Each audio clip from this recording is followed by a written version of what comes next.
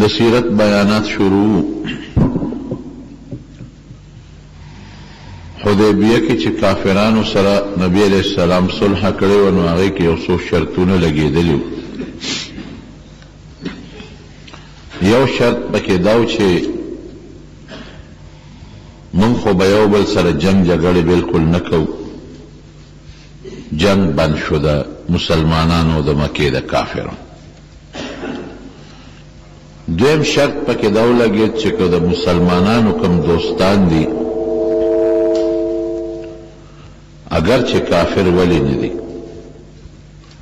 او د کافرانو کوم دوستان دي، که دغه دوستان یو بل سره جګړه کوي، جنگ کوي، نو کوي به خو مونږ به میانځ کې نه راځو. مسلمانان به د خپلو دوستانو مدد له نه راځي،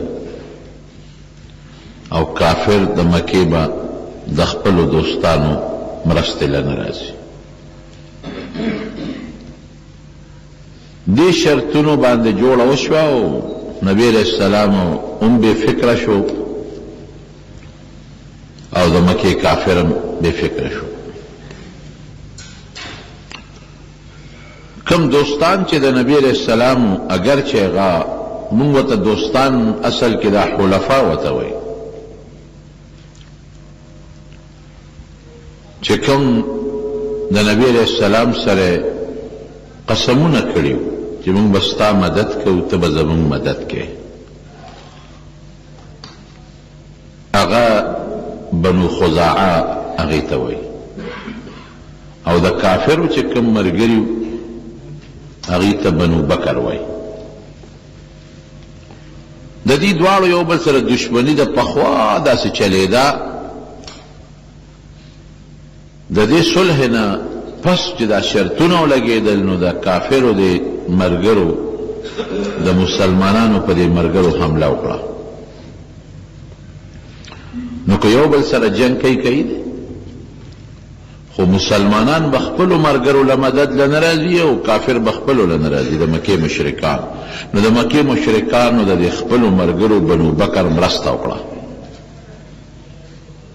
او د مسلمانانو چې کوم ملګري وو هغوی یې ډېر زیات خراب کړل، ویې وهل، مالونه یې ترې واخیستل، مړه یې کړل. هغوی ته لاړل، بیت الله کې پناه واخیسته، هغوی په بیت الله کې هم پرې نه ښودل، او د مکې مشرکانو د شرط خلاف ورزي وکړه. د خپلو ملګرو مدد یې وکړه د مسلمانانو د ملګرو په مقابله کې. هغه چې کوم د مسلمانانو ملګري بنو خزاعه، هغې یو لویه جرګه بوتله مدینې منورې ته، او د پیغمبر علیه السلام په مخ کې ډېر فریاد وکړ، ویې ژړل، وی صاحب زمونږ د بنو بکر یو بل سره دشمني چلیږي، ستاسو جوړه کې خو مونږ هم شامل شوي په حدیبیه کې، شرط لګولی شوی و. نو د مکې کافرو د خپلو ملګرو مرسته وکړه او زمونږ سړي مړه کړل، مالونه یې واخیستل، ډاکې مو غورځوله، او ستاسو نه مونږ مدد غواړو، د خدای دپاره مونږ سره مدد وکړئ. نبی علیہ السلام مبارک یو خط ولیږه د مکې مشرکانو ته، د ابو سفیان په نوم. لکه دا پینګار کړ بس دا وی ټیک کړ. یو خط ولیږه د مکې مشرکانو ته د ابو سفیان په نوم، او هغې کې دا ولیکل چې ستاسو د حدیبیې د صلح د شرط مخالفت کړی دی، تاسو ولې د خپلو ملګرو مرسته کوله او زمونږ ملګري پې ووهل او مړه کړل او مالونه هم ترې واخیستل، ظلم کړی دی تاسو، شرط هم مات کړی دی، صلح هم ماته کړې ده. اوس درې خبرې دي. یوه خبره خو دا ده چې تاسو د دغه بنو بکر د مرستې نه لاس والی، چې مونږ د خپلو ملګرو بنو خزاعه مرسته وکړو، د بنو بکر نه بدل والو، په مونږ لازم دي. یا داسې وکړئ چې دا زمونږ ملګري رضا کې دیت ولا ورکړئ، پیسې ورکړئ. که داسې هم نه کوئ، نو د حدیبیې د صلح د ختمولو اعلان وکړئ. دا استاد چې څنګه لال مکې مکرمې ته هغوی په زړه کې خو یو جوش پروت و چې مونږ خو مونږ یو او د حضور پاک دا پیغام یې ورته واورو چې نبی علیہ السلام دا پیغام استولی دی د دریو خبرو کې یو وخت وخه یا د بنو بکر د مرستې نه خواشه چې مونږ د خپلو ملګرو مرسته وکړو بدل ترې ولوالو او کني دوی رضا کې پیسې ورکړې دیت ورکړې او یا د حدیبیې صلح کې مې یو شرط مات کړی دی د هغې د صلح ختمولو اعلان وکړي چې بیا دشمني زړه په زړه شي بس هغې کې نوجوانان هغې وې ښه بس حدیبیه صلح نه صلح صحیح دا مو ختمه کړه بیا جنګ شو زړه په زړه نبی علیہ السلام مبارک له استازی راغی چې صاحب هغې خو د حدیبیې صلح ختمه کړه او زړه په زړه ډېره ښه ده الله به زموږ مدد کوي چې دا کار یو که د مکې مشرکان خپیمانه شو مشران میټینګ یې وغوښت دا مو څه غلطي وکړه اوس خو زموږ هغه طاقت نه دی پاتې چې کم مخکې و دا اول خو مونږ ظلم وکړو زیاتې مو وکړو مونږ خو په صلح کې دا شرط لګولی و چې د یو بل دوستان که یو بل سره جنګ کوي به مونږ به مرستې له نه راځو غلطي مو کړې شرط مات کړی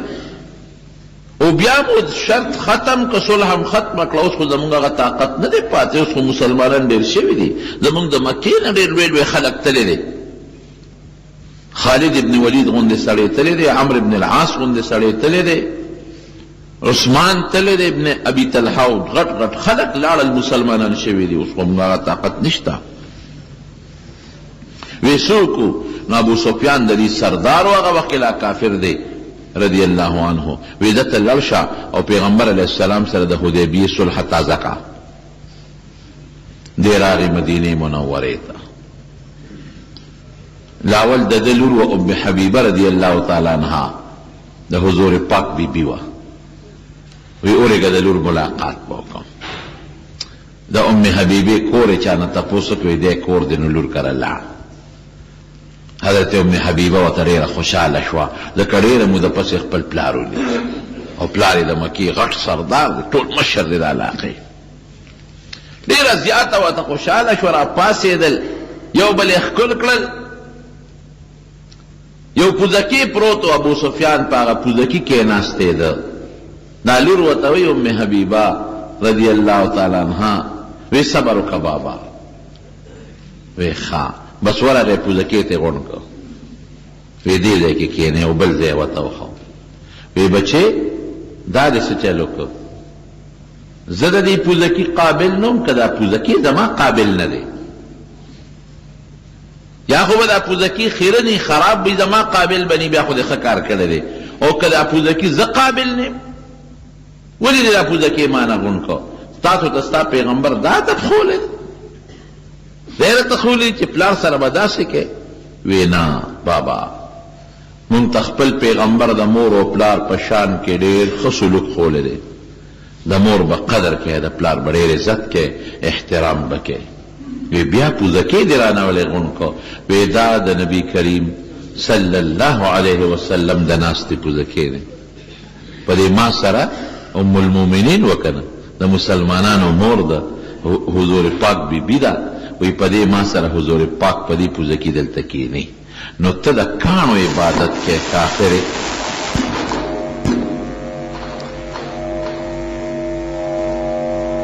دا بره شی مړه وباسه هغه د نجوان په وړاندې سمې بت پرست دی نو د بت پرست د کاڼو عبادت والا مشرک کافر قطعا نشم برداشت کولی چې د حضور پاک په پوزکی او په مصلی ته کښېني پرې مه خفه کېږه احترام زما ستا په خپل دی او بابا ته دون هوښیار یې عقلمند یې د مکې سردار یې اوسه پورې ستا دماغ کار نه کوي چې تاسو د کاڼو عبادت کوئ بوتانو ته سجدې لګوئ کاڼو نه غوښتنه کوئ کاڼو کې سړي چې تعالی به خیر درکړي یا د شر نه به دې بچ کړي بابا نصیحت ته کوم د خدای په خاطر ته خو ډېر لوی سړی بابا ډېر هوښیار انسان او د هوښیارتوب د وجې د مکې سردار مهرباني وکړه د بوتانو عبادت پرېږده د یو خدای عبادت یو خدای ومنه وی بچې ما نه چې جدا شوی نو خیر ته نه تلې شر ته تلې وی بابا ستانه چې جدا شوی ما نو مالا خدای ډېر به خیر را نصیب کړی دا خیر دی خدای ستام نصیب کی. راغی نبی کریم صلی الله علیه وسلم ته جمعات کې ودرېد وی دا الله رسوله زه راغلی ما ستا راغی او زمونږ نوجوانانو جذباتیان پوی نشو نو هغوی د حدیبیې د صلح د ختمولو اعلان وکړ زه واپس راغلم دا صلح نوې کو ما سره صلح نوې کا غلطي مونږ نه شوې ده نبی علیہ السلام نه وکړل نه وکړل اسې مونږ نه دی بار بار لګیا دی هغوی ورته غږ نه کوي چپ دی راغی حضرت ابوبکر صدیق لا ابوبکر ته د مسلمانانو مشر ته راشه زما سفارش وکړه نبی علیہ السلام ته چې دا صلح نوې کو وی زه دا طاقت نشم لرلی خفه کېږم نشم ویلی راغی حضرت عمر فاروق لا وی عمره ته مهرباني وکړه نبی علیہ السلام دې احترام کوي ما سره په سفارش په جرګه کې لاړ شه چې نبی علیہ السلام دا صلح نوې کړي او ابو سفیان ما ته وی کله به هغه روز راځي چې زما توره به ستا په سر بریږي ما نه سفارش غواړئ که نبی علیہ السلام دې ماتم کی او ټول د دنیا مسلمانان درته غږ نه کوي او زه یک تنها پاتم قسم دې چې یک تنها د سره جهاد وکړم چې مایوسه شو راغی حضرت علی صاحب لا هغه کور کې وردن نشو حضرت فاطمه رضی الله عنها هم ناسته ده حضرت حسن داسې ماشوم ناست دی دا رشتهداري وي یو بل سره علي صاحب ته وایي تا ته ویم مهرباني وکړه او ته نبی علیہ السلام ته سفارش وکړه چې دا صلح نوي شي هغه وی نه نشم کولی تاسو ظلم کړی دی تاسو په موږ څومره سخت شرطونه ولګول چې که زموږ نه یو سړی کافر درغی نو موږ له به یې راکوی او که ستاسو کوم مسلمان راغی مرتد شو نه به یې درکو ام د سره موږ ومانه تاسو په حدیبیه کې موږ واپس کړو عمره مو نه کړه او سرونه مو خریل هم د سره موږ ومنل بادر ناخواستم د سره ومنل تاسو زموږ مسلمانان ووهل موږ لره وتښتېدل موږ واپس درکړل او تاسو د شرط بیا خلاف ورزي وکړه او بیا مو صلح ماته کړې ده اوس حضور پاک سخت خفه دی په دې زه نشم کولی بیا حضرت فاطمه رضی الله عنها ته مخ ور واړو وی فاطمه تا نه یو درخواست کوم وی وایه وی ستا دا ماشوم بچی دی حسن وی که دې پاسېده او د اعلان وکړه چې دا صلح ما نوې کړه دا ماله ډېره ده ده ته ووایه چې د اعلان د پیغمبر علیه السلام په مخ کې وکړي نو دې به د مستقبل په سردارانو کې لوی سرداري لوی نوم بیا پیو شي بی بی فاطمې ورته دا ماشوم دی په دې اعلانونه کې دا خو ګوټینی بچی دی ابو سفیان ته خو ډېر هوښیار وی څوکم علي صاحب ورته وی داسې وکړه چې لاړ شو د نبي علیه السلام په مخ کې اعلان وکړه چې ما د حدیبیې د صلح تجدید وکړ نوې مې کړه او زه که غلطه ته سوی او که نه وی راغی جومات کې ودرېد او اعلان یې وکړه چې د حدیبیې کومه صلح مونږ ماته کړې ده زه یې تجدید کوم نوې کوم او واپس لاړ مکې مکرمې ته د مکې خلک ورته وی څه دې وکړل وی دغه چل مې وکړ وی تا چې اعلان وکړه حضور پاک ته ها یا نه کړي دي وی نه هوی قمقله هوښیار سړی وی دوکې کړې چې نبی علیہ السلام ها نه دي کړې نو تو څه پته مګر دی چې صلح نوې ده دا خو دې ښه په غم کې واچول مونږ ته څه پته لګي چې صلح نوې ده مسلمانان به مونږ سره جنګ نه کوي او که نه ده نوې جنګ به کوي شی د نور مجمل پرېښو همقل سړیه هلک وی علي استانه کشر د نوسي په ځای دی او دوکې کړې وی څه وکړم نبی علیہ السلام صحابو ته ووی چې باس داسې وکړئ چې تاسو د مکې مکرمې خلاف د مشرکانو لشکر کرشي کوو سامان تیار کې خو ګورې بالکل خفیا چې څوک خبر نشي ان قریب چې ما ته الله حکم وکړي منځو او مکه مکرمه باندې حمله کوو دې درمیان کې یو صحابي دی حضرت حاتم ابن ابي بلتع رضی الله عنه دغه یو غلطي وشوه حکمت پکې د الله هغه یو خط ولیکه د مکې د مشرکانو په نوم او یو ښځې له یې ورکوي دا به یو شی او په مکه کې ورته یو څو کسانو ښودل وی دا خط به هغوی له ورکړي خط یې د چا په نوم باندې لیکلی خط یې د سهیل ابن عمر د مکې په سردارانو کې یو سردارو صفوان ابن امیه او د ابو جهل زوی اکرمه د دې په نوم یې خط لیکلی او ښځې ته یې ویل چې دا خط به هغې له خامخا رسئ. دې خوا نبي علیه السلام الله اطلاع ورکړه چې صاحب یو خط روان دی مکې ته. نبی علیہ السلام له جبریل علیہ السلام راغی، یو خط روان دی مکې ته او ستا جاسوسی پکې شوې ده، د مکې مشرکانو ته خط ونه رسي. نبی علیہ السلام درې صحابه، حضرت مقداد رضی الله عنه، حضرت علی رضی الله عنه او حضرت زبیر، دا درې واړه راغوښتل وی لاړ شئ روضه خاق یوه علاقه ده هلته لاړ شئ، یو ښځه د دا نمونه شکل یې دی، داسې یو غټه ښځه ده او داسې مخ یې دی او داسې ویښته دي، هغې سره یو خط دی، هغه خط دی فورا وصول کړي او مال یې واپس راوړه. ښځه خو په خط نه پوهېږي چې څه دي پکې، خو فورا ترې ماله خط راوړی. دا صحابه لاړل، بخاري شریف کې حدیث دی، اسونه ځغلوي هغه روضه خاق چې کوم ځای ورته حضور پاک ښوولی هلته ورسېدل او په هغه شکل کې ښځه پیدا کړه. قافله کې روانه ده، دې ښځې ته ویې دی خواشه وی تا سره خط دی؟ او نه ما سره خط نشته. وی در سره دی؟ وی قسم دی که را سره. دی واپس شو، چې واپس شو یو بل ته وی هلکه وی دا هغه ښځه ده چې حضور پاک یاده کړې ده که نه ده؟ وی ښځه خو مغه ده. وی حضور پاک خو دروغ نه وی، دا دروغجنه ده، خط ورسره دی، راځئ دباوه یې بیا ور وګرځېدل، خورې یا ترورې راوباسه خط، نشته را سره خط. وی نه زمونږ ته زمونږ پیغمبر ویلي دی چې دې سره خط دی، هغه دروغ نه وای. یا به خط راوباسې یا د ټول سامان لټو،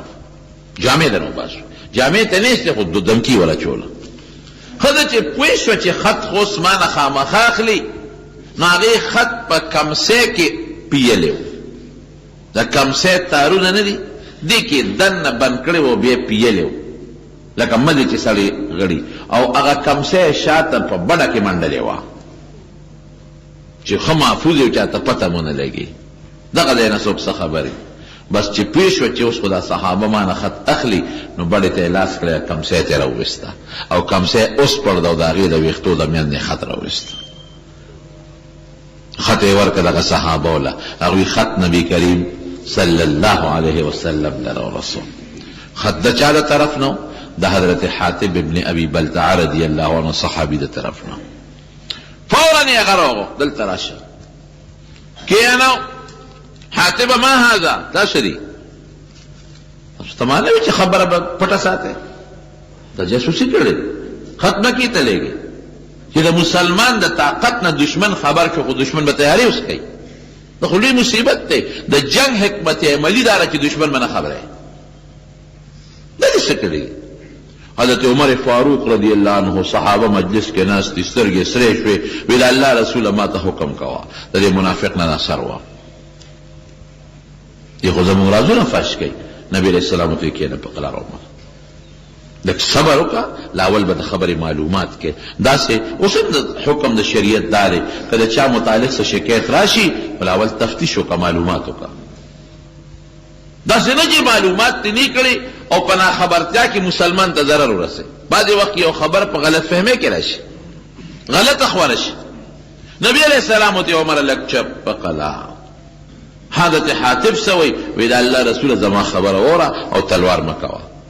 زما خبره غلطه وه، زما سر حاضر دی چې څه دې خوښه یې وکړه، خو زما خبره واوره. وایي وایي خط دې لیکلی دی؟ وایي او صاحب ما لیکلی دی. خط زما ولې دې لیکو؟ وایي صاحب په مکه کې زما بچي دي، ښځه مې ده، مال مې دی، زه دلته مسلمان راغلی، بال بچ اهل و عیال رشته خاندان نه خو لکه اهل و عیال او مال دا زما په مکه کې دي. ویریدم چې که ته اوس په مکه حمله کې نو اسې نه د مکې کافر زماغه بچي مړه نه کړي، ښځه مړه نه کړي چې ښه مسلمانان په مونږ حمله کوي، حاتب هم پکې دی، نو دی دې په مونږ حمله کوي او بچي دې دلته مزې کوي او ښځه دې دلته وي او مال دې دلته وي. ویریدم چې زما بچي راله مړه نه کړي، ښځه راله مړه نه کړي، مال راله لوټ نه کړي. او وایي صاحب تا سره چې څومره صحابه دي نو د هغوی که د چا ښځه بچي په مکه کې دي نو محفوظ دي، ځکه د هغوی قوم شته، زما په مکه کې قوم نشته، د باره راغلی سړی، ستا د صحابه قوم شته هلته، قریش دی، قوم دی. نو کله چا خزه بچی التی نو دا قوم د وجه خزه بچی محفوظ دی، مال محفوظ دی، قوم شتا. زما قوم نشته د بار راغلم په مکه کې اوسېږم، نو زما یریږم چې زما بچی را لمړنه کې خزه مړنه کې، ځکه مې دا خط ولېږو. او صاحب ته خط وګوره، خط کې مې لیکلي څه دي؟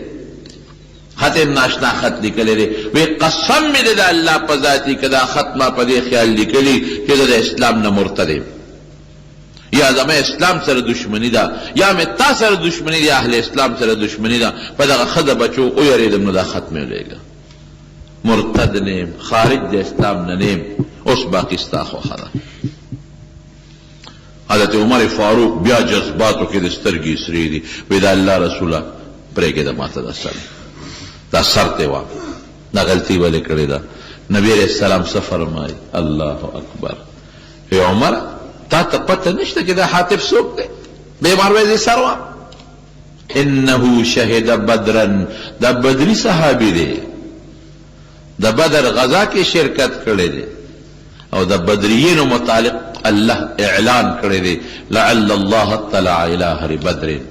وقال اعملوا ما شئتم قد غفرت لكم. بدریینو متعلق الله اعلان کړی دی چې اے بدریینو چې سمو خوخی کوي ما بخلې.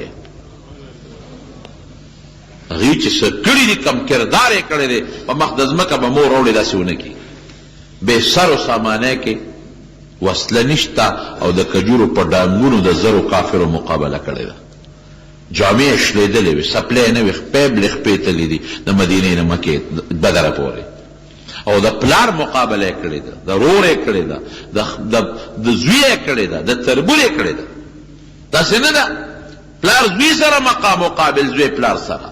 خورایي ماما سره او ماما خورایي سره، رور سره او تر واره سره، داسې مقابله د خلکو کړې ده. د بدریینو متعلق رب العالمین فیصله کړې ده.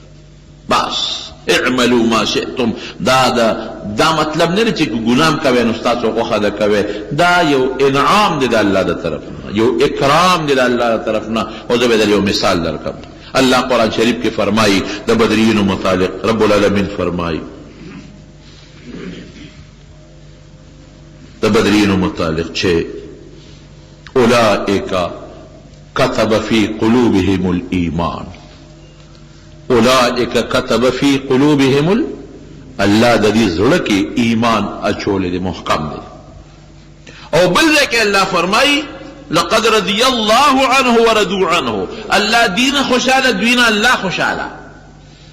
زړه کې ایمان پروت دی. داسې مثال دی لکه صفا سپینه تیږه کاڼې، په کاڼي که هر څومره کرښې راکاږي داسې کاڼې چې داغ پې نه جوړېږي. په دې باندې چې هر څه دوی کوي، ایمان دونه مضبوط دی چې په دې د ګناه داغ نه لګي. او که معمولي دوړه پې پرېوته په دې کاڼي، نو دا به معمولي کپړې سره پاک شي. ایرو دوه قسمه مریضان دي، دوه قسمه. یو هغه بیمار دی چې هغه نزله او زکام دی، دننه ټیک دی، اینه ټیک تا، زړه ټیک دی، پړپوس ټیک دی، ګردې ټیک دی، او څه ورته ویل کېږي وینه ټیک ده. دننه چې څومره نظام دی، څومره اندامونه ټول ټیک ټاک دي. لږ غوندې نزله ورته ولګېده، زکام ولګېد، د هغې نزلې زکام علاج څه دی؟ دننه خو ټیک دی که نه، لکه جوشانده وخوري بس خبره ختم. یو ډسپرین ګولۍ واچي چې لږ غوندې دا پوزه نرمه شي او دا زکام دا نزله ختمه شي، په اسانه به ختم شي. پوټی نه غوندې لږه نزله راله، یا پوټی غوندې په سر دل راغی، لږ غوندې دل راغی. دننه دماغ ټیک دی، رسولی نشته په دماغو کې، غوږونه ټیک دی، پوزه ټیک ده، لږ سرخوږي د پیاله چې مسکینه سرخوږي ورسره ختم شي. دقه مثال د صحابو دی، دننه مضبوط ایمان مضبوط. اولئک کتب فی قلوبهم الایمان. روحانی طور د دې زړه ټیک پاک صفا، د دې پړپوس ټیک، د دې ګردې ټیک، د دوی ایمان کې چې دننه څه دي بالکل صفا پاک دي. که معمولي غلطي راشي، داسې مثال دی لکه معمولي سرخوږی او هغه په شنه چیم ختمېږي، تورې کاوې سره هم ختمېږي، یا معمولي زکام د جوشندې پوڼۍ سره هم ختمېږي. نو دې نه که معمولي غلطي کېږي که نه، پوټې نه غوندې غلطي، نو الله تعالی فرمایي چې د دوی معمولي غلطي هم کراله، نو ان الحسنات یذهبن السیئات. منځ یو که ختم شو، ذکر و اذکار یو که هغه ګناه ختمه شوه. اولئک یبدل اللہ سیئاتهم حسنات، غلطی شو توبہ باسی، الا من تاب وعمل عملا صالحا فاولئک یبدل اللہ سیئاتهم حسنات. نو دا دغه بدریین و صحابو مثال دا اغا چا دا چه دن پا وجود جوڑی معمولی زکام یا سرخوگی راشی و پا یوڑ اسپرین گولیم ختمیگی، نو دی منزونه کئی روجی توبه و باسی اغی سر گناه ختمیگی، خبر اخلاص دا. او دا منافقین و دا کافر و مثال سده فی قلوبهم مرضون، دا غی دن زړه کینسر والے دے، زړه والونه بندی، دا غی جگر انس خواده کینسر لگے دلے دے، دا غی پڑپس خواده کینسر لگے دلے دے، دا غی گردی خرابی دی کینسر لگے دلے دے. فی قلوبهم مرضون فزادهم اللہ مرضوا، اوغا کینسر زیادی گر وس پروازا، اگر پڑپس نورم سخا کی گی، اگر گردی نورم سخا کی گی، اگر اینا نورم سخا کی گی، اگر زړه والونه نه اپریشن ډاکټر وی نه کیږي، دا نورم سخا کیږي. فزادهم الله مرضوا، دا غوی داسې بیماری ده چې هغه ختمېدو والا ده، اپا ډسپرین ګوړی نه ختمېږي، د دنیا دارو ورکې هغه نه ختمېږي، هغې کې چای نه مسکي او د دنیا ګولی هم خوري هغه نه ختمېږي، نزله زکام نه چې په جوشنده به ختم شي. نو د بدریینو د منافقینو دغه مثال. حاطب منافق نه دی، دا غزړه پاک دی، کتب فی قلوبهم الایمان، لک ایمان پروت دی، لگو دی صبر کوا عمرہ. حاطب ولی دی کړی دی، ویسے پدی وجه می کړی دی، خط وګوره، خط ناشنا لیکلی دی، د خط هغه الفاظ درته ویم، خط کې لیکلی دی حضرت حاطب، یا معاشر قریش، اے دا قریش ډلې، فإن رسول الله صلی اللہ علیہ وسلم قد جاءکم، پیغمبر علیہ السلام در روان دے، بجیش یو لخکر دے وسرا، نبی علیہ السلام در روان دے یو لخکر دے، کلیل دا شپا توری دا سے لخکر دے چی دا طول ازمکے تورا کردے دا، لخکر دا لرے دینا دا سرون تک توری میدان تک تور خی، لکا شپا چی راشی و طول خورشی دا کرنگی پا ازمکے دا لخکر خور دے، دوی لخکر دے، یسیرو کسیل، او دا سی روان دے لکا دا سیلاب پشان بیگی، پا تیزے در روان دے، او سیلاب چرا چکو دنیا غر کئی پریدی نمو غر کئی ہو، فواللہ لخکر و سرخ مضبوط تے لکا سیلاب پشان دیر زیاد، او که لخکر و سرنی دے پیغمبر سرا، فواللہ لو جاکم وحده لنصر اللہ وانجد له وعدا، کدی یوازم درش اللہ بے مدد کئی، کدی یوازم درشی اللہ با والا وعدہ پورا کئی، اللہ و سر وعدہ کرد او اللہ بے مدد کئی، دا خود دنیا لخکر دے وسرا. فانظروا لانفسکم والسلام، او سوچ کوئے چی سم خوخی سلام علیکم. خط داسی لکلے دے یو خوی پا کافر و روب ورا چولے دے پیغمبر علیہ السلام، جی نبی علیہ السلام سر دے دوی لخکر دے در روان دے، او بل طرف تے دا متویلی دی کدی یوازی میں اللہ بے مدد کی بدر کے مدد کرے دے، نو روبیم دا مسلمانانو قائم کرے دے یو طرف تا، او بل خوی کافرو تا دا خبر مخکارا کرے دا چی گوری ماج تاسو تراس فاش کد نبی علیہ السلام، ظاہر کے جاسوسی غندے دا، ظاہر کے چی زما دا بچو گوری حفاظتو کے، زما دا مال حفاظتو کے، دستاسو مرگریم، ظاہر کے دا خی، او پا حقیقت کے دا پیغمبر علیہ السلام دا مسلمانانو روک پا غیے چولے دے، ویدہ اللہ رسول خط میں گورا ما خو پروپ پستا ورا چولے دی، خو ظاہر میں دا سے خط ہو لے گا چی زما بچی و زما مال و خود بچی، او استا خودے کارو ککن، زما کارو مشو ستا مشو، زما دو شو چی خود باغوی تاوی چی حاطب خطرہ کرے،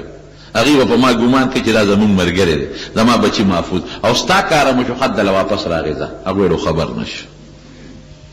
حضرت عمر بیا جوش کے دی، صاحب ماتے پریداو، نبی علیہ السلام وی باس، قد صدقکم تاسو تے رشتیا ویلی دی، ولا تقولوا له الا خیرا، دتا بدن نپس گولی سرن سو پیغورو نکے، سو دو نوائے چی تا دا خط ولی لے گا، پیغور وطاو نکے، دا سوچے مسلمان دے حاتم، حق بہتا نکے بدری دے، لیکن قرآن شریف کے رب العالمین آیت نازل کر، یا ایوہ الذین آمنوا لا تتخذوا عدوی وعدوکم اولیاء تلقون الیہم بالمودہ، اے مسلمانانو کافر ستاو دشمن دے و زمان دشمن دے، نو خپل دشمن او زمان دشمن سر دوستانی منی سے پم اعتماد کرے، دوستانہ ہوئی تم جوڑا وے چیز استا دوست کافر چت استا دوست کے دینش، او دا حقیقت هم دی رونو دا یو موږ دپاره یو سبق دی موږ ټول عمر کافر الله سور کړی دی امریکې ته موږ کاسه نیولې ده زولې مو ته سوال نیولې ده کچکول هم ورته سوال ته نیولې دی برطانیې ته هم کچکول لاس سوال ته نیولې دی فرانس ته موږ کچکول لاس ته نیولې دی کافرو ته موږ سوال ته ناست وو چې زموږ مدد وکړه وی نبی علیه السلام الله وی چې لا تتخذوا عدوي وعدوكم اولیاء دي سره دوستانه مکوي ولا تركنوا الى الذين ظلموا فتمسكم النار کافرانو ته ځان ممایل کوي ګوره هلاک پم کم هغه امریکې دا 71 جنگ چې جوړ شو انډیا او د مسلمان په مقابله کې ټول یو قوت او یو طاقت دی نن په افغانستان کې ولیدل د ټولو مختلفو نظریې چې څومره کافران دي د نیټو په شکل کې د افغانستان د مسلمان خلاف لګیا سازشونه کوي او پراته دي ورته ستا په ملک کې لګیا ستا خلاف سازشونه کوي ستا په ملک کې ستا د اټم بم خلاف سازشونه کوي ستا په ملک کې ستا د قوم او ستا د پښتون او د وطن خلاف سازشونه کوي کافر دوست کېدی نشي زموږ حکمران طبقه ناپوهه دي نه پوهېږي قبله ولا خدای کعبه مقرر کړې ده او دوی مخ امریکې ته کړی دی کعبه ته ولې مخ نه کوي کعبه د الله نوم دی الله ته مخ کې الله نه وغواړئ هر څه به دله خدای درکوي نو مونږ خدای پرېښی دی خپل طاقت مو پرېښی دی مسلمان سره څه نشته سره در د مسلمان سره دی فعل د مسلمان سره دی ایمانی قوت د مسلمان سره دی ستا ټول دریاب نهر سویس ستا ټول چې د یورپ دواړه حصې پې میلاویږي دا ستا د مسلمانانو ملکونو په منځ کې دی دا نهر دی بند کړه یورپ دوه او بندی به څوک مسلمان خو په خپلو عیاشو کې پروت دی دی خو د سرو زرو تماچې ګرځوي دی خو فوج کې لیبیا والا خپل فوج کې ښځې برتې کړی وي خاص کمانډوز د قذافي ښځې وي د سرو زرو تماچې حسني مبارک 100 ټنه سره زر د هغه د محل نه برآمد شو او ستا د مسلمانانو د عربو ممالکو په کیربونو ډالر نن د امریکې په مینګونو کې پراته دي او ستا تیل مفتو کې فری هغوی استعمالوي ستا د قطر او ستا د بحرین او ستا د سعودي او د نورو ملکونو مفت تیل هلته روان دي طاقت ستا د مزې په هغوی کوي تا ځان لاړو طاقت جوړ نه کړ تا ځان لاړو نه دفاع وکړل او نه د ځان لا میزایل جوړ کړو نه د ځان لا د پیسه د سره شته هر څه د سره شته او ته غافل پروت یې خواب خرگوش کې ورته وایي په هغې کې ته غافل پروت یې مزې کې او خپل عیش و عیاش کې او هغه در کې لګیا دی لکه ویله چې په لرګي کې لګیا دی او ډډې کې او ختم یې کړي دقه رنګې مسلمان کې انخطې دی نن که غواړي دا ټول ملکونه په یو ساعت کې غشتې شي ایمان خدای دې زموږ ایمان محکم او تازه کړي یو آیت باندې که مسلمان عمل وکړي یو آیت باندې هر څه به ټیک ټاکي کافر د مختلفو نظریو متحد دي مسلمان خدای یو پیغمبر یو قرآن یو بل سره مختلف دي د یو بل په وینو نه صبرېږي دا آیت نازل شو بهر کیف حاتب ابن ابي بلتع خو معاف شو او خدای والا بیا د دې جیبه سیله ورکړه دغه حاتب ابن ابي بلتع چې خطي لیکلی چې څوک دا ونه وایي چې ګنې دا غیر دین دی خو اسلام نه وتی دی اسکندریې ته چې نبی علیه السلام شاه اسکندر ته خط لیکه دې حاتب لی ورکړه دا خط یې اوس چې پته ولګي چې دا ګور رازدار دی بس یو غلطي وکړه خبره ختم لږ اوچېللی شو الله آیت نازل که کاوه چې پې وسکلی شو سردردې ختم شو جوشانده پې وسکلی شو زکام ختم نبی علیہ السلام مبارک پا لسم ہجرے کے پا اتم ہجرے کے پا لسم رمضان دا مدینه نووت صحابو سر لس زر کسان دی پلار روان دی چه ابوا مقام تورسید یو دو کسر آلش اس کافر را روان دی ڈلی ڈلی مسلمانی کی پلار را روان دی سوک یو زینا سوک بل زینا اللہ قرآن کی پیشن گوئی کرے دا اذا جاء نصر الله والفتح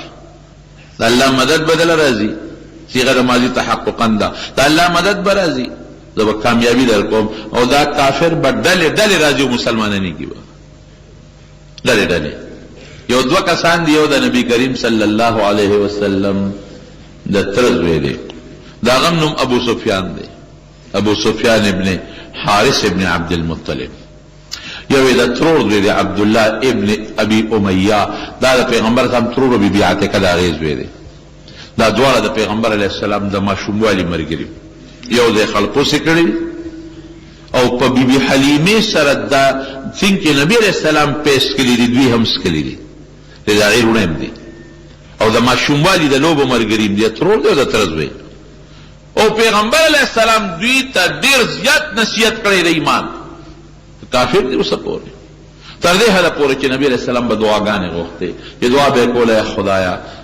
ټولو خلکو ته د ایمان نصیب کو الله زما د تره هغه زوی چې زما د ماشوموالي بعضې تره بچي یو بل نه لري وي بعضې ډېر نږدې وي چې زما د ماشوموالي ملګری دی یا خدای هغه ته ایمان نصیب کړه او زما د ترور غزوی عبدالله ته خدای ایمان نصیب کړه دا دعاګانې به یې کولې خدای ته به یې ژړل اتفاقا دا دواړه را روان دي د اسلام په نیت پیغمبر علیه السلام لښکر سره ورسېد ابوا ته دی را ورسېدل ابوا ته نبی علیه السلام د صحابه په زیري را روان دي مبارک ته شه د الله رسوله مبارک شه یوم وی مبارک بلم وی مبارک بلم وی مبارک وی څه چل دی وی صاحب هغه چې تا چاله دعاګانې کولې هغه خدای مسلمانان کړل دا روان دي وی څوک وی یو د ترور زوی د عبدالله ابن ابي امیه یو د تره زوی ابو سفیان ابن حارث وی اره روان دي ایمان راوړي وی یو وی چې ما ته رانږدې نه شي د هغه ایمان نه قبلېږي بلکل چې رانږدې نه شي صحابه حیران شو چې د الله رسول اوسه پورې دعاګانې وی بس پورې نورې خبرې به نه خو دا دواړه چې ما ته را نه شي بلکل د ایمان بلکل نه قبلېږي صحابه او سپارښونه شروع کړل چې دا اوس نبی هم دې وخت غصه دی پس وجه خفه دی او دا دواړه خو اوسه پورې ولا خدای ته جړل او چې ایمان نه ترازی اوسې نه پرېږدي سپارښونه ما ته به نه کوي سپارش په دې سفر کې د نبی علیہ السلام سره حضرت ام سلمه رضی الله تعالی عنها د مسلمانانو مور بیبي هم شامله ده اراله نبی علیہ السلام ته وی د الله رسوله وی په پردو رحم کې په خپلو نه کې پردي دې راوستل مسلمانان شو او د خپل راځي مسلمانېږي نو هغه نه پرېږدي د الله رسول رحم پې وکړه وی ام سلمې دې زما ډېره بېعزتي کړې ده او څنګه یې کړې ده وی دا ابو سفیان زما د تره زوی دی زما د دوستانې ملګری زما د ماشوموالي ملګری او دته ما ډېرې دعاګانې د دپاره کړې دي نو د زما خلاف نظمونه جوړ کړل شعرونه جوړ کړل او په مکه کې به ډمې ګډولې وغه شعرونه به وي او د دې شعرونه نن د دنیا په ګوټ ګوټ کې خواره دي چې د ما بدې پکې ویلې دي ما ته پکې کنځلې کړې دي ما ته پکې سپکې ویلې دي نن د دنیا په ګوټ ګوټ کې ډمان ګډېږي او هغه نظمونه ما پسې وایي ما ورته وی چې ابو سفیان که بل چاته پته نه تا ته ګورې پته را چې د دروغجن یم رښتونی مسلمان یم نو ته ولې په ما باندې ایمان نه راوړې ته ما ولې نه منې څه چل دی ما ته ووایه که تا د دې نه مخکې د دروغجن لیدلې تا ته پته نشته د خدای پیغمبر یم وی ده ما ته وی چې که ټوله دنیا دې ملګري شي او زه به دې مخالف یم او زما پرېږده زما د ذات په حیثیت د پیغمبر یې زه کنځل یم پیغمبر لفظ ته کنځل کړي دي رسول لفظ ته کنځل کړي دي او په شعرونو کې کړي دي او ډمان ګډ کړي دي څنګه دې معاف کړم او دا بل چې دی ترور زوی مې دله کېناستم چې د ترور زویه تا ته پتل چې زه رښتونی او تا ته پتل چې نجومیان کاهنان ګورې دا دې لګیا دي وایي چې دا د آخرې زمانې پیغمبر دی او دا نه غواړم څه بادشاهي نه غواړم پیسه نه غواړم یو ټکې د نه غواړم چې د دې کاڼو عبادت مه کوې ستا پکې فایده ده زما پکې څه دي زه د خدای پیغمبر وی ده زما د خدای هتک کړی دی او ده ما ته څه وی ګوره دا دلیل ما ته مه وایه ما ته پته راته رښتونی ما ته پته راته پیغمبر یې بیا دې نه منم او که دا خدای ما ته د اسمان نه خط راولیږي که نه او ما ته ښکاري چې دا خط د هغه ځای نه را روان دی او زما په نوم یې لیکلی دی او ما ته وایي چې په دې پیغمبر ایمان راوړم بیا هم نه راوړم وایه دې دپاسه دا معاف کړم بس صحابه پوه شو چې واقعي حضرت ام سلمه ډېره هوښیاره وه دا دواړه یې ځان لکه وي داسې وکړې چې حضور پاک غصه دی که د هغه د ذات بېعزتي کړې وه څه به یې نه وویلې خو تاسو د الله بېعزتي کړې تاسو د رسول بېعزتي کړې ده خو پیغمبر علیه السلام کې رحم ډېر زیات دی که ور مخامخ شو هېڅ به درته ونه وایي هغې وی چې مونږ ایمان راوړی دی مونږ مسلمانان یو که اوس قبلئ که نه قبلئ که مو وجنې او که پرېږدي مونږ واپس نه ځو خبره خلاصه ده نو زړه کې ایمان پروت دی اوس ستومانه وي چې څه شوي دي وی ښه داسې وکړئ لاړ شئ او نبي علیه السلام ته مخامخ ودرېږئ او حضرت یوسف علیه السلام رونو چې څه ویلي وو هغه ورته ووایه د یوسف علیه السلام رونو خو یوسف علیه السلام کوی کې وغورځاو ظلم یو که انتهایی زیاتی یې ورسره وکړه کوی کې وغورځو یوسف علیه السلام خدای د مصر بادشاه کړه هغه رونه یې لاړل غلطې غواړي هغه رونه دوباره ځي غلطې غواړي هغه رونه درې باره ځي او چې څنګه مخامخ شو او پته ورته ولګېدله چې اوهو دا خو هغه یوسف دی دا خو زمونږ غرور دی مونږ خو یې دی کوی کې وغورځېد او مړ شوی به وي د ده خو باندامونه هم نه ښکاري پته به هم نه لګي دا خو مغه یوسف دی اوس بادشاهي خدای ورکړې ده هر څه ښکاره شو چې دا مونږ څه ظلم کړی دی هغه ته بادشاهي ده نورونو ورته څه وی او د سره وجې نه یوسف سره دا ظلم کو علیه السلام سره چې ویدله بیا خوب یې لیدی که نه إني رأيت 11 كوكبا والشمس والقمر رأيتهم لي ساجدين ای بابا خوب میولید چې یو لستوري او سپومه او نور دا ما ته تعظیم کوي ما ته ښکته شوي دي ای بچې لا تقصص رؤیاک علی اخوتک دا خوب دی رونو ته ګورې بیان نه کوي دا یو لستوري ستا دا یو لسرونه دي او دا نور سپومه یو زیم یو د مور ده یو وخت کې به موږ ستا تعظیم کوو تا ته به ټیټېږو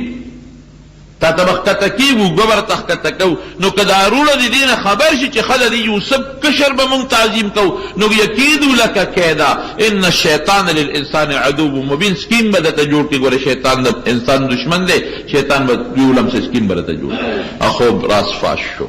همدغه وجه نه چې ښه د یوسف ته به موږ ټیټېږو د کشر ته به موږ ټیټېږو د مېرني رور ته به موږ ټیټېږو دا چېرته کېدی شي نو کوی ته یې وغورځو نو چې معامله پته ولګېدله نو بیا امقه وایي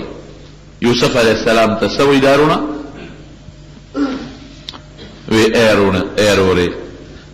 تالله لقد آثرك الله علينا وإن كنا لخاطئين زمونږ د الله په ذات قسمي چې تا له خدای په موږ بهتري را کړې ده ته بهتري ښه مونږ چې ته ولې په مونږ غواړې الله در کړې ده بس خبره خلاصه ده مونږ منو هغه وخت هم نه منل اوس منو تا له خدای په مونږ بهتري در کړې ده او مونږ نه غلطي شوې ده چې څه مو کړې دي نو یوسف علیه السلام ورته څه وایي او ته یغفر الله لکم یو خدای مو بخښه معاف یې نو تاسو هم لاړ شئ ورته دغه ووایئ نو دې دواړه رالل نبي اسلام ته مخامخ ودرېدل نو حضور پاک داسې مخ واړه نو دې خوا رالل ودرېدل نو هغې ته دې خوا مخ واړه نو دې خوا رالل ودرېدل نو داسې ته مخ واړه نو بیا رالل نو دغه آیت یې ورته وایي تالله لقد آثرك الله علينا محمد صلی الله علیه وسلم زمونږ د قسم په خدای وي چې تا له خدای پیغمبر در کړی دی په مونږ غوره وین كنا لخاطئین که مونږ هر څه کړي دي مونږ غلطي کړې ده خو چې دی اوی نبي صاحب ورته مخ مبارک را وګرځه لا تسریب علیکم اليوم یغفر الله لکم هغه چې یوسف علیه السلام رونو ته څه ویلي حقی وي وی زه هېڅ ملامتیا د باندې نشته خدای مو بخښه معاف شو په لاره را روان دي ابو سفیان چې د مکې دا کم سردار دی حضرت عباس رضی الله عنه او داغه ټول خاندان ته نبی علیہ السلام له مخې لرالل دا په مکه کې پټ مسلمانانو نبی علیہ السلام د هجرت اراده کړې وه خو نبي صاحب ته مکه وی هجرت ما ته به د مکې د خلکو جاسوسي کوي چې ورته پته ولګېده چې نبی علیہ السلام خو را روان دی نو دې سره د خپل خاندان پیغمبر علیہ السلام له مخې لراغی حضور پاک ته هرکلی ووی چې تلل په لاره روان دي ابو سفیان چې کوم د مکې سردار دی او بدیل ابن ورقا دا د مکې په سردارانو کې بل سردار دی او یو دی حکیم دا بل سردار دی پراپیګنډه شوې وه چې مسلمانان را روان دي او په مقام لکئ دوی په خپله راووتل چې مونږ ګورو چې دا خبره پراپیګنډه ده او که رښتون کې ده چې دوی په لاره ګرځي او تپوسونه هم کوي رالل یو ځای کې اور ولید چې لوګي ولیدل لوګي یې ملګري ته ویل که دا لوګي د څه دي دا خو داسې ښکاري لکه چې د عرفات میدان دی عرفات میدان کې به خلکو غوښې پخولې لوګي به اوهو وي دا خو یاره وي دا فلانکي قوم جوړ تنورونه اچولي دي نه نه وي دا هغه قوم نه دی هغه لږ دي دا خو ډېر لوی لوګي دي په دې سوچ کې دي ګرځي چې د پیغمبر علیه السلام څه څوکیدارانو هغوی پې نظر شو چې هغې یې ولیدل وی څه پوزیشن دی ابو سفیان پته به دې لګي ولې وی مسلمانان را روان دي لښکر دقه دې رانږدې اوس به څه کېږي بس په دې سوچ کې هغوی ونیول، ګرفتار یې کړل. حضرت عباس رضی الله عنه د پیغمبر علیه السلام په قچره باندې سور دی، هغه ولیدل. وی عباس څه به کوو؟ وی راځئ ما سره نبي علیه السلام لمبوزو. بل علاج نشته ابو سفیان اوس دې وخت کې مقابله نشي کولی. وی بس مونږ ته هم پته ده، مونږ نبي علیه السلام لبوزه. دی ورپسې د عباس څخه مخکې رضی الله عنه دی کې حضرت عمر ولیدل چې ویلیدل لکه داسې پورې څوک دی؟ وی دا ابو سفیان دی. او ښه بس تورې ته یې ګوتې کړې. وی که نبي علیه السلام له ورسېدل خو بیا بچ دی، اوس خدای دې کړي چې د هغه نه مخکې ما تورې راشي. خو چې ابو سفیان ولیده چې عمر دی، بس اسونه اوس غلول، هغه ورپسې نښتی دی، منډې دي منډې دي منډې دي. عباس رضی الله عنه ته شا بیا ګوره راتښتی راپسې. داسې وخت کې نبي علیه السلام له ورسېدل چې حضرت عمر ورپسې بس قریب ورسېد د الله رسول د خدای د درې دشمنان دي او ماته یې پرېږده، ماته یې پرېږده. ګورې دوی مونږ تباه کړي احد کې، په خندق کې، او فلانکي وخت کې او فلانکي وخت کې. وی عمر په قلار کې نه بس وی زه هم په دقې پوه وم چې که تا له راورسېدي بچ دي. ډېر مې اسوه پسې راوځغلو چې زما د تورې لاندې به چې خو بچ شو رانه. نبی اسلام ابو سفیان ته اسلام ورپېښ کړ. ابو سفیان ته خو ډېر هوښیار دی، اوسه پورې ستا سوچ نه دی راغلی، ته په دې نه پوهېږې چې دا بوتان او دا کاڼي تاسو په خپل لاس جوړوئ، سجدې ورته کوئ. د الله رسوله دا خبره دې ټیک ده، بالکل مونږ په دې کې په غلطه یو. وی زه درته اسلام پېښ کوم، مسلمان شه. یاره وی ستا پیغمبری کې مې لا شک دی، نشم مسلمانې دی، امن راکا. وی امن مې درکړ، هېڅ ته نه وی. حالانکې نو که بل څوک وی که نه به چې بوجه کې یې واچوي او چې سم خوښه یې ورسره وکړي. ولې احد کې اویا صحابه کرام د دوی د لاسه شهیدان دي، او دې په مخ نبي علیه السلام ته ابو سفیان رضی الله عنه ودرېد، مخ په مخ، او پیغور یې نبي علیه السلام ورکړی، پیغور سخت پیغورونه یې والا ورکړل. او ستاسو د مړو نه پوه دې پرې کړي دي غوږونه. وی دا اډر ما نه دی کړی خپل فوج ته، خو ګورې خپم پې نه. او چې هلته کې اعلان وکړه اعلو هبل، هبل د دوی بوتو، هبل زنده‌باد. دا پیغمبر په مخ کې پیغورونه ورکړي دي. او د دوی بیبي حضرت هندي رضی الله تعالی عنها په احد کې د حضور پاک د تر سره څه نه دي کړي. که بل څوک وی نو وی به چې ونیسئ، او د قوم مشر کې یو ځل څوک مړ کړي ټول قوم منتشر کېږي، مشر ولا په ګوتو ورغلی. لیکن حضور پاک ورته څه وی؟ ابو سفیان بالکل ما امن درکړ، هېڅ به درته نه وی.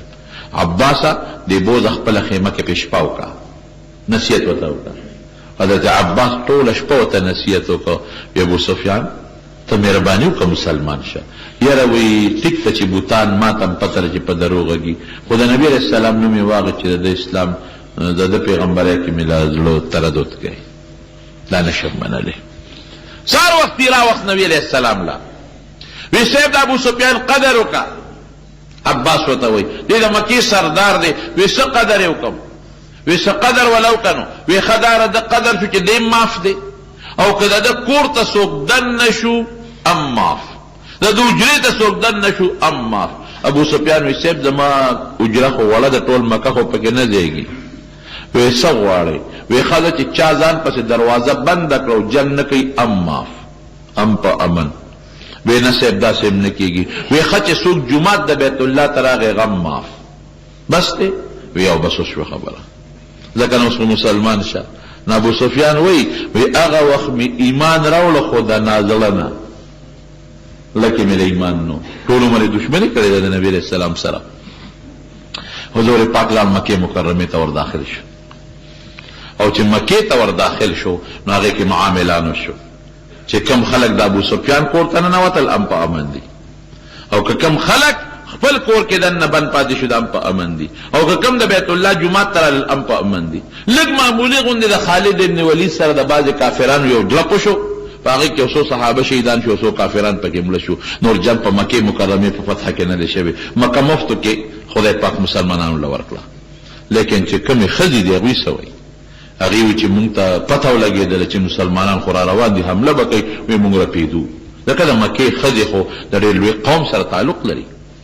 مونږ یریدو چې نن به مسلمانان راځي، مونږ سره به څه کوي؟ دا خو زمونږ دشمن دی. هغې خو د مسلمانانو د اخلاقو نه نو خبر چې د هغوی څه اخلاق دي. نن به راځي زمونږ عزت به لوټ شي. او زمونږ د لوڼو عزت به زمونږ په مخ کې لوټ کېږي او مونږ به وینځي کېږو که څه چل به را سره کوي. وی ډېر ګبره وو، ډېر داسې ګبره وو چې یریدو، ځکه د عزت خلق خامخا په خپله بې عزتۍ خفه کېږي. او خو د عزت خلق وو که کافر هم خو د لوی خاندان خلق وو. وی مونږ دروازې بندې کړې وې چې په دیوالونو مسلمانان راوړي او چې نن یې څه خوښوي مونږ سره به کوي. وی هېڅ پته ونه لګېده، خاموشي ده، دروازې بندې دي. وی مونږ بچو ته وی چې بچو بار وځئ وګورئ چې دا پراپیګنډه ده او که دا مسلمانان یقینا راغلي دي. ځکه نه شور شته، نه جنګ شته، نه چغې شته، نه زمونږ کور باندې څوک رالل، نه چا ډاکه وغورځوله، نه څوک داخل شو. وی بچیم دروازې م غلې غولې په یره کولو کړه، بچي بار ووتل، دا وګرځېدل، په منډه منډه رالل. مسلمانان خو راغلي دي، څه کوي؟ وسلې یې ښودې د بیت الله طواف کوي، طوافونه کوي، هېڅ نشته. او ښځې د چا په کور ورغلي دي، د چا په کور یې حمله کړې ده، د چا په عزت نه. ښځې خو بعضې بار ته روتې د تماشو له، او مسلمانان پورته ورته نه ګوري، ښکته ګوري. اوهو داسې مسلمانان هغه خلک و، مسلماني په هغې خلکو کې وه. د هغې خلکو په ایمان باندې به کافر مسلمانېدل. نن زمونږ څه حال دی؟ مونږ خو ډېر وایو چې مونږ د نبي علیه السلام امتیان یو او مونږ د صحابو په نقش قدم روان یو. په کومه نقشه مونږ لاړو؟ وایه صحابو کې چې کومه حیا وه په مونږ کې شته؟ صحابو کې چې کوم رحم و په مونږ کې شته؟ حضور پاک کې چې کوم رحم و په مونږ کې شته؟ مونږ خو ظلم کړ، مونږ خو زیاتې کړ. مونږ نه خو پردی ښځې په لارو کوڅو کې محفوظ نه دي. مونږ نه خو د سکول دا ماشومان چې مدرسې سکول نه جوړ شي دا محفوظ نه دي. مونږ نه خو پردی مال هم په حفاظت کې نه دي. مونږ نه خو پردی عزت هم په حفاظت کې نشته. مونږ خو پردی پلار تم پلار نه وایو، دشمن ورته وایو. مونږ خو ګاونډي تم ګاونډي ونه وي. مونږ خو پردی بچي ته د دوی په نظر ونه کتل. دا خو مسلماني نه ده. د مسلمانۍ طریقه خو دا نه ده. مسلماني خو دې ته وایي چې ته د خپل بچي ته څنګه بچی وې، پردي ته به هم داسې بچی وې. او خپل مال ته په کم نظر ګورې، پردي مال ته به هم په هغه نظر ګورې. او د خپل پلار او د خپل تر چې کم قدر کوې، د پردي پلار او د پردي تره به هم هغسې قدر کوې. او چې څنګه ستا دا نه ده خوښه چې زما د خور زما د لور ښځې دې څوک حیا والي، نو ته به هم دا نه خوښوې چې د بل مسلمان د لور او د خور او د مور حیا دې زواله. دا خو مسلماني نه ده. هغې مسلمان ته به کافر و قتل، نو اسلام ته به داخلېدل. نن زما د مسلمان اسلام ته خلک ګوري، واپس ته روان دي. د صحابو نقشه دغې ته وایي، دا چې کومه نقشه وه. لګیا دي په بیت الله کې خپل طوافونه کوي، لګیا دي خپل عمرې کوي، وسیل ته یې ښودي دي. ولې؟ ځکه حضور پاک اعلان کړی د دشمن په قوم هغه خلک ورته نن ګیر دي چې په احد کې لوبې کړي دي په مسلمانانو. هغه خلق ورته نن ګیر دي چې حضرت حمزه رضی الله عنه سینې چاپ کړی دي او د هغه شونډې پرې کړي دي او پوزې پرې کړي دي، غوږونه پرې کړي دي. نن لا لاس لاندې دي، لیکن حضور پاک عام اعلان وکړ چې دا معاف دي. او سر یې څه شو؟ هغه ټول خدای مسلمانان کړل. هغه د مکې ښځې ټولې مسلمانانې شوې. د پیغمبر مقصد خدا نو چې بل مسلمان ته ضرر ورسو یا یو انسان ته ضرر ورسو. د هغه مقصد خدا نو چې پردي مالونه لوټ کم او غنیمتونه حاصل کم. دا هغه مقصد خدا نه و چې پردی ښځې وینځې کم یا پردي ماشومان غلامان کم. خدای مقصد خدا ټول غلامان کېدل. ښځو خو یې په یخې ده، دشمن ولا په ګوتو ورکړی، لیکن ټول یې معاف کړل. اثر یې څه شو؟ د مکې ټولې ښځې په بیړه مسلمانانې شوې. د مکې ټول ماشومان بوډاګان ځوانان مسلمانان شو. د مکې ټول غلامان مسلمانان شو. او همدغه خلک نبي علیه السلام سره دې نه پس ووتل د حنین جهاد لځي. همدغه د مکې کافران ووتل او سیبه د طائف غزا له ورسره ځي او د اوتاس غزا له ځي. مقصد د پیغمبر علیه السلام همدغه چې خدای د خلک مسلمانان کړي. او د جهاد مقصد سیرونو، د جهاد مقصد ظلم نه. که حضور پاک جهاد کړی دی، بعضې پکې مړه دي، نو چې د سړي وجود بیمار شي او زخمی شي او کینسر ولګېږي، نه هغه ګوته به پرې کوې که به نه پرې کوې؟ یو ګوتې ته کینسر ولګي دا به خامخا پرې کوې، یو لاس ته کینسر ولګي دا به پرې کوې. که دې پرې نه که نور وجود خرابوي. نو دا بعضې به پکې جهاد کې مري، دا بعضې کافر به خامخا مردارېږي. دې مثال د کینسر دی. که دا نشي د مسلمان د اسلام چې کوم وجود دی هغې ته تاوان رسېږي، خامخا به راځي. بهر کې مکه مکرمه فتح شوه ډېر په اسانه په رمضان کې په 8 هجري کې. او دې نه پس د مکې مکرمې د فتح له څه بعضې حالات دي انشاءالله چې آینده جمعه کې د هغې بیان وکړو.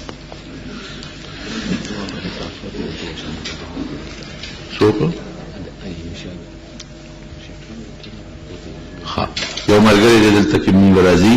هغه غریب بیمار دی د سیټن نه پروت دی الله دې ولا روغ صحت ورکړي دین بیمار دی او کور والے هم زیړی دی الله دې ولا شفا ورکړي دعا ولا او د دې مو چې زمونږ امام صاحب ضعیف دی او کمزور دی